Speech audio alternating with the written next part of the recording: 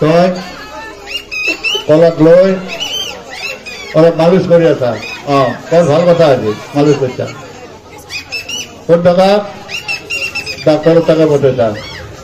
তাৰপিছত কোন টকা ডাক্তৰৰ টকা ঘূৰি নাহাতে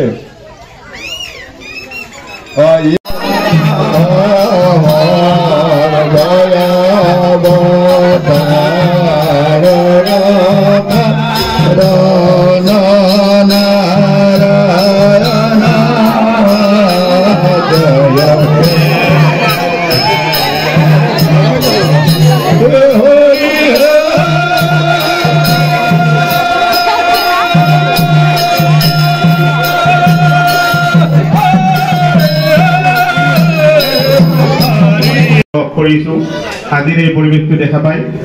অনাগত দিনতো আমাৰ ছাৰে আমাক এনেকুৱা এটা পৰিৱেশ দিয়ক আৰু আমাৰ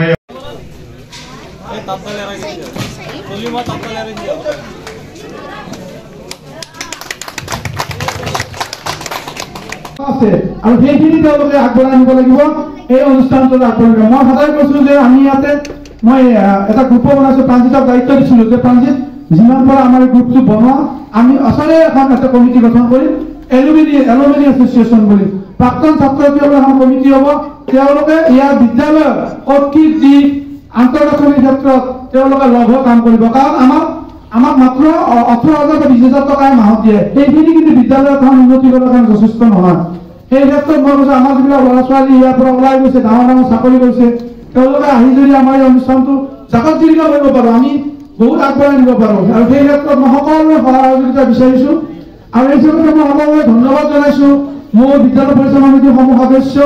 ছাত্ৰ ছাত্ৰী অভিভাৱক অভিভাৱিকা প্ৰাক্তন ছাত্ৰ ছাত্ৰী ৰাইজ যিটোৰ কাৰণে আমি আজি ইমান সুন্দৰভাৱে আমাৰ গোটেই দিনজোৰা কাৰ্যসূচী সুন্দৰভাৱে প্ৰতিবাদ আমি চলাই নিব পাৰিছো আপোনালোকৰ অবিহনে নহলে আমি এইটো কেতিয়াও সম্ভৱ নহলে সেইবাবে মোৰ ফালৰ পৰা মোৰ বিদ্যালয়ৰ তৰফৰ পৰা শিক্ষাৰ্থীৰ তৰফৰ পৰা পৰিচালনা সমিতিৰ সকলোৰে ফালৰ পৰা আপোনালোকলৈ অশেষ ধন্যবাদ এইখিনি বক্তব্য ধন্যবাদ thank you sir thank U